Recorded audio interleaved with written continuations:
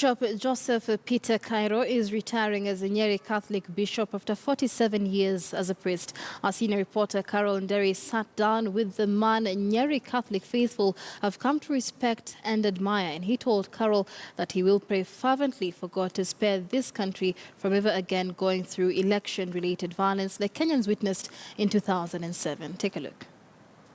For the past 47 years, Archbishop Peter Joseph Kairu has served with zeal as a Catholic priest. Archbishop Kairu was born in Londiani in 1941, 24th May, and ordained on 8th November 1970 by retired Archbishop Ndingi Mwananzeki.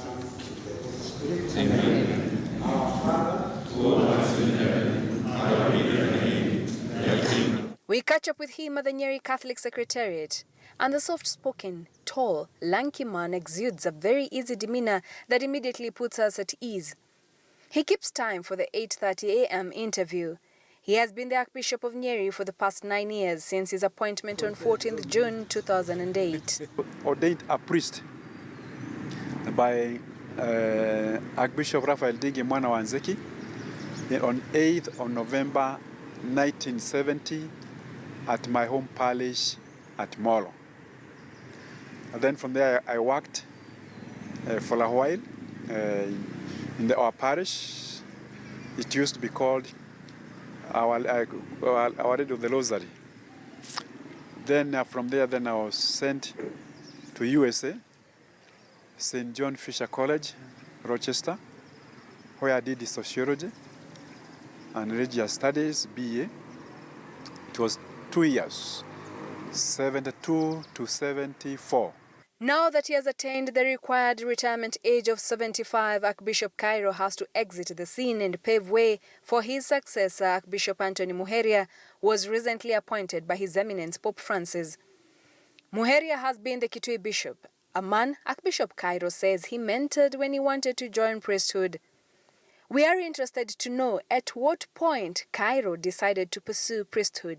So when we were in the primary school, as I said, in St. Peter's Boys, one of our teachers from Kakamega, he was called Roman Machete, the late he died. So he used to speak to us that in Kakamega, they had African priests. That's how he used to speak to us. That's how maybe I can say I developed the idea of what I say becoming a priest. Then I used to read the Don Bosco magazines. And what was the reaction back home, especially in light of him being a firstborn in a family of 9 children? Often African fathers expect their sons to start families and continue the family's line, and a vow of celibacy does not serve that cause.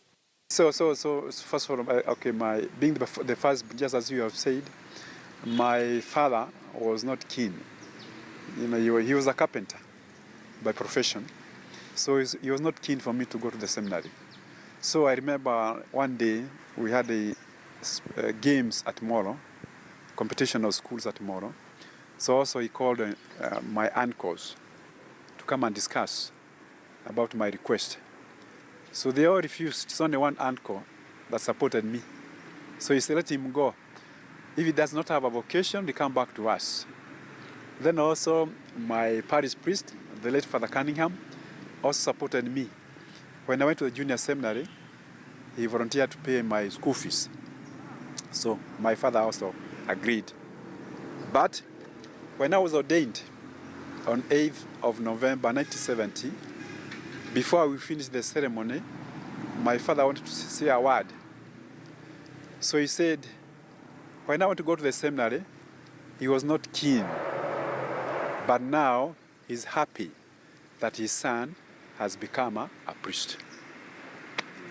Yes. His joy of being a priest for 47 years has largely been that of transforming lives and doing God's work. Any low moments? We ask him. It's like, for example, sometimes when you go to the seminary, you have many friends. Then it's not everybody who becomes a priest.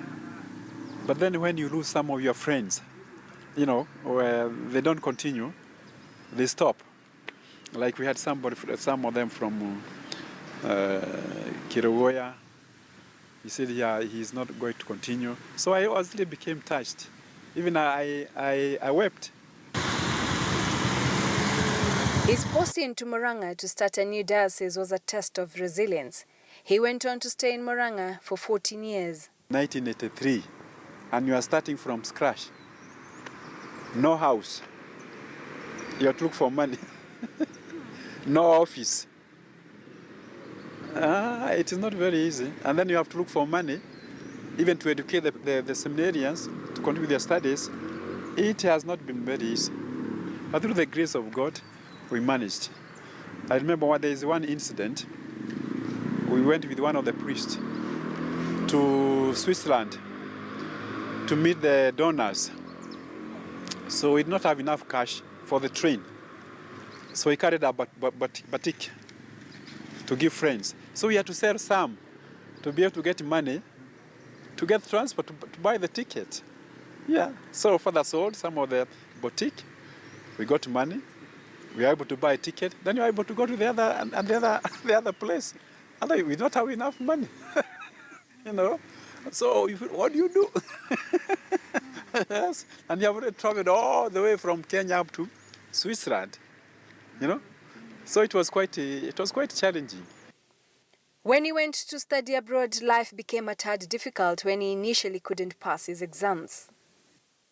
When I went to the States, to the college, my idea was to study psychology. But then when I went there to the college, I was not doing well, the examinations. I failed. So now I was like, now what happened to me now? Am I going to go back as a failure? So I went to my advisor. So we talked together. So I changed from psychology to religious studies and religious studies and sociology. So I was doing well. And on that note, what is his view of the celibacy vow in priesthood? Seminary, for those 8 years, you are given chance to examine yourself and to see if I am ordained a priest, celibate, no marriage, no children, shall I be able? So you are given chance. If I feel that I'm not able, then you can go and try any other vocation. I mean, to get married and have children. So I was saying that the priesthood is like the vocation of marriage. Even, for example, now when you decide now you fall in love and you marry, you know also that shall I manage, let us say, to be faithful to my wife or to my husband for life? So there also the grace of God helps you to be faithful to one another. So the same also with the priesthood. What is his view of the scandals that have in the past rocked the church? Take, for example, like now, child abuse, either in Europe and America. So that also affects a lot the church. Because now we are both human, both divine and human. And it's only the grace of God can help us to do the right thing. So I say that it is wrong. Even for me, for example, if I'm a bishop and I do something wrong, or let us say, for example, being unfaithful to being a celibate or Father Awero, it is wrong. Due to human weaknesses, we fail. That one I cannot deny. Even during the time of Christ, what about Judas? He betrayed Christ. Then also, what about Peter? The one who was chosen to be the head of the church. He denied Christ 3 times with Christ. And Christ had told him, before the cock crows, you deny me 3 times. But then he repented. He was forgiven. So we say the church has got good people, and also sometimes we have the tendency also to do evil. He says the most challenging time for him was during the 2007-2008 post-election violence. It was terrible. Terrible. So that was one of the worst experience, because you felt you are helpless. You could not help them. Even when the father could ring, when they started burning the houses. Bishop, can you help us? They have started burning the houses at 3 a.m. His only appeal to Kenyans is that there will still be a country to maintain even after the August 8th election. He is looking forward to welcoming the new Nyeri Archbishop Anthony Muheria and guiding him in his new duties.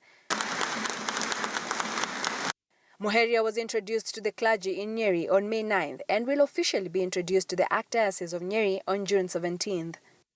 The widely travelled Archbishop says though he is retiring from administrative work, he will continue with pastoral duties and perhaps write a memoir now that he has some free time after retirement.